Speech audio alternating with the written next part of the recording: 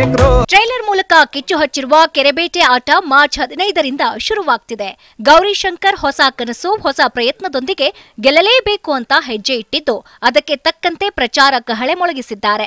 ವಿಭಿನ್ನ ಶೈಲಿಯಲ್ಲಿ ಟ್ರೈಲರ್ ಅನಾವರಣ ಮಾಡಿದ್ದ ಚಿತ್ರತಂಡವೀಗ ಮಲೆನಾಡು ಶಿವಮೊಗ್ಗದಲ್ಲಿ ಪ್ರತ್ಯಕ್ಷವಾಗಿದೆ.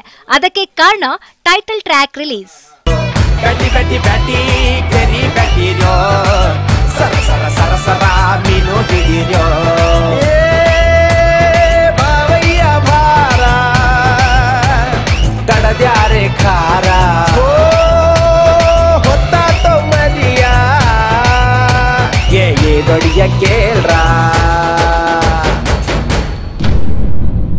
ಕೆರೆಬೇಟೆ ಸಿನಿಮಾ ಟೈಟಲ್ ಟ್ರ್ಯಾಕ್ ಶಿವಮೊಗ್ಗದ ಕುವೆಂಪು ರಂಗಮಂದಿರದಲ್ಲಿ ರಿಲೀಸ್ ಮಾಡಲಾಗಿದೆ.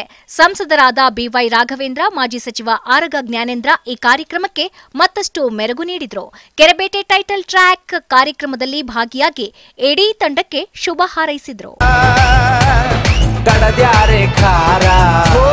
ಮಳಿ ಬಂತು ಬೆಳೆಯಾಯ್ತು ಎಂಬ ಹಾಡಿಗೆ ಪ್ರಮೋದ್ ಮರವಂತೆ ಸಾಹಿತ್ಯ ಬರೆದಿದ್ದು, ಕರಿಬಸವ ಧ್ವನಿಯಾಗಿದ್ದು, ಗಗನ್ ಬದೇರಿಯಾ ಸಾಹಿತ್ಯ ಹಾಡಿನ ಶ್ರೀಮಂತಿಕೆ ಹೆಚ್ಚಿಸಿದೆ.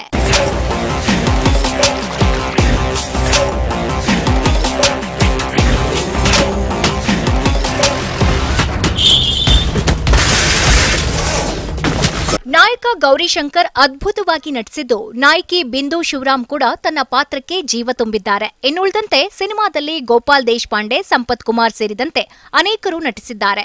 ಚಿತ್ರಕ್ಕೆ ಗಗನ್ ಬದೇರಿಯಾ ಸಂಗೀತ ಸಂಯೋಜನೆ ಮಾಡಿದ್ದಾರೆ.